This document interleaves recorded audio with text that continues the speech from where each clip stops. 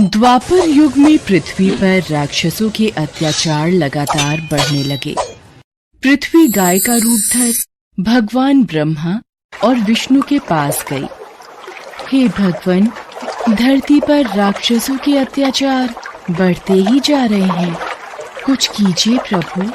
हे नारायण, अब आपको पृथ्वी की रक्षा के लिए धरती पर 8वें अवतार के रूप में अवतरित होने का समय आ गया है।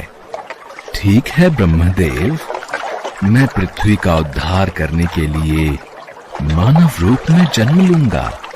भोजवंशी राजा उग्रसेन मथुरा के राजा थे। उनका पुत्र कंस बहुत ही अत्याचारी स्वभाव का था। कंस ने उग्रसेन को राजगद्दी से उतारकर कारागार में डाल दिया। सैनिकों, पिताजी महाराज को काल कोठरी में डाल दो। आज से मथुरा नगरी में कंस का राज चलेगा। आज से महाराज उग्रसेन यहां बंदी बनकर रहेंगे और मथुरा नगरी पर मैं राज्य करूंगा। आशीर्वाद दीजिए पिताजी महाराज। कंस, तू मेरा पुत्र है, ये सोचकर मुझे लज्जा आ रही है। देखना, एक दिन तेरे पाप का घड़ा अवश्य भरेगा। कंस की छोटी बहन देवकी के विवाह की तैयारियां चल रही थीं। देवकी मथुरा के राजा उग्रसेन के छोटे भाई देवक की पुत्री थी। ये कंस की चचेरी बहन थी। अरे भैया कंस, आप आइए। प्रिय बहना देवकी, कल तुम इस महल से विदा हो जाओगी। तुम्हारे बिना ये महल सूना हो जाएगा। भैया कंस, आप मुझे बहुत याद आओगे। अगले दिन देवकी का विवाह वसुदेव नामक यदुवंशी सरदार से संपन्न हुआ। महाराज वसुदेव, मैं अपनी बहन देवकी से बहुत स्नेह करता हूं, इसलिए देवकी बहन को मैं स्वयं अपने रथ पर ससुराल विदा करके आऊंगा। ये तो हमारे लिए बहुत ही सौभाग्य की बात है महाराज कंस। कंस देवकी और वसुदेव को छोड़ने चल पड़ता है। देवकी के पिता देवक उसे बहुत सारा धन धान्य संपत्ति आदि देकर विदा करते हैं। कंस देवकी और वसुदेव के साथ वार्तालाप करते हुए अभी आधे रास्ते ही पहुंचा था कि रास्ते में एक आकाशवाणी होने लगी।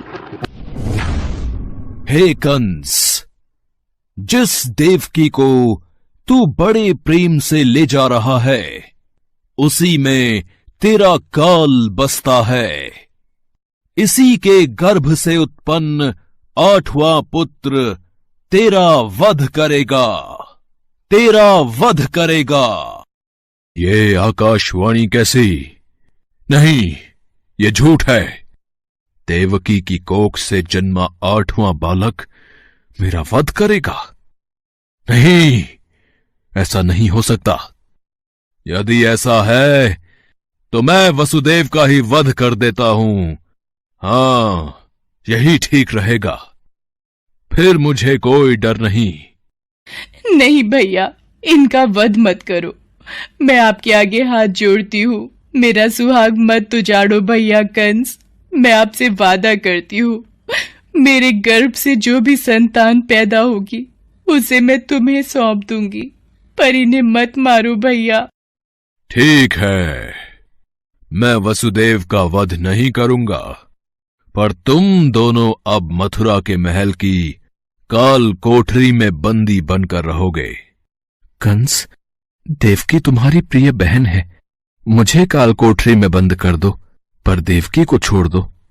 कंस ने वसुदेव और देवकी की एक बात न सुनी और वसुदेव और देवकी को कारागृह में डाल दिया।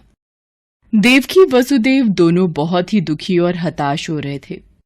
स्वामी, मेरी वजह से आज आपको कारागृह में रहना पड़ रहा है। मैं ही आपके लिए दुख और विपदा का कारण बनी हूँ। नहीं देवकी, नहीं, ऐसा मत कहो।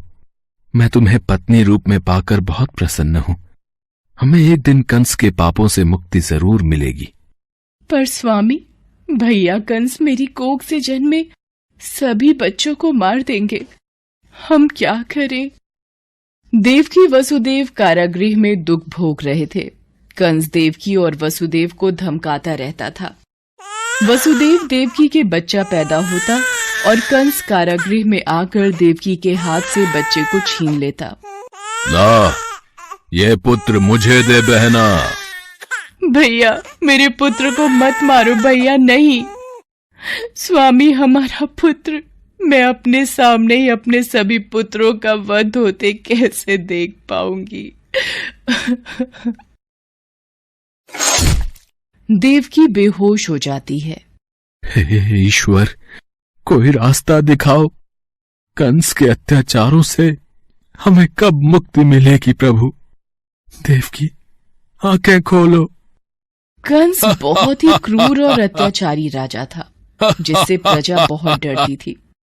दुराचारी कंस ने वसुदेव देवकी के 7 बच्चों को जन्म लेते ही मार डाला। अब 8वां बच्चा होने वाला था।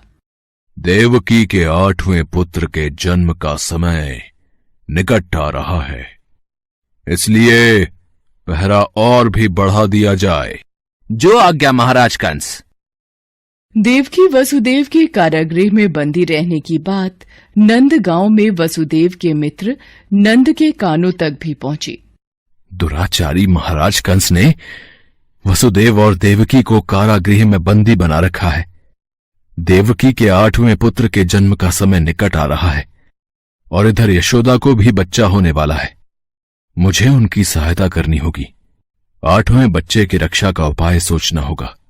जिस समय वसुदेव देवकी को पुत्र पैदा हुआ, उसी समय संयोग से यशोदा के गर्भ से एक कन्या का जन्म हुआ, जो और कुछ नहीं, सिर्फ माया थी। भाद्रपद के कृष्ण पक्ष की अष्टमी को रोहिणी नक्षत्र में श्री कृष्ण का जन्म हुआ। उनके जन्म लेते ही जेल की कोठरी में प्रकाश फैल गया।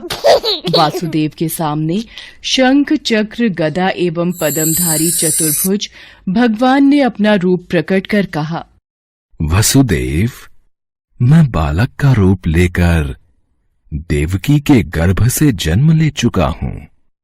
मेरा ये अवतार कंस के संहार के लिए ही हुआ है। अब देर न करो, तुम मुझे तत्काल गोकुल में नंद के यहां पहुंचा दो और उनकी अभी अभी जन्मी कन्या को लाकर कंस को सौंप दो। ये कहकर भगवान विष्णु अंतर्ध्यान हो गए। देखते ही देखते वसुदेव जी की हथकड़ियां अपने आप खुल गईं। कारागृह के द्वार अपने आप खुल गए। सभी पहरेदार सो गए। देवकी बेहोश अवस्था में थी। वसुदेव कृष्ण को एक टोकरी में रखकर गोकुल को चल दिए। बारिश और तूफान के बीच नन्हे कृष्ण को उठाए वसुदेव चल रहे थे। यमुना जी का जल स्तर तो बहुत ऊपर हो रहा है। कैसे जाऊं अपने नन्हे बालक को लेकर? हे नारायण, सहायता कीजिए। यमुना नदी श्री कृष्ण के चरणों को स्पर्श करना चाहती थी, इसलिए वो ऊपर हो गई। भगवान ने अपने पैर लटका दिए। चरण छूने के बाद यमुना घट गई। भगवान श्री कृष्ण की इस लीला को वसुदेव भली भांति देख रहे थे। वो यमुना पार कर गोकुल में नंद के यहाँ गए। मैं इस बालक कृष्ण को तुम्हें सौंप रहा हूं। ये बड़ा होकर मथुरा वासियों को कंस के अत्याचारों से मुक्ति दिलाएगा। लाओ मित्र वसुदेव, यशोदा अभी गहरी नींद में है। मैं इस बालक को यशोदा की बगल में सुला देता हूं। नंद माया रूपी कन्या को वसुदेव के हाथों में दे देते हैं। ये लो मित्र, इससे पहले कि कंस कारागृह में पहुंचे, तुम शीघ्र इस कन्या को लेकर वापस लौट जाओ। तुम धन्य हो मित्र, तुम धन्य हो। वसुदेव वापस कारागृह में लौट आते हैं और उनके लौटते ही कारागृह के द्वार अपने आप बंद हो जाते हैं। वसुदेव जी के हाथों में हथकड़ियां पड़ जाती हैं। हाँ, अरे ये तो बच्चे के रोने की आवाज है। महाराज कंस को सूचना देते हैं। देवकी, हमारे यहाँ 8वें पुत्र ने नहीं, पुत्री ने जन्म लिया है। क्या? अब ये तो पुत्री का जन्म हुआ है। पहरेदार कंस के पास जाते हैं। महाराज की जय हो। देवकी ने पुत्र को नहीं, पुत्री को जन्म दिया है। क्या ऐसा कैसे हो सकता है?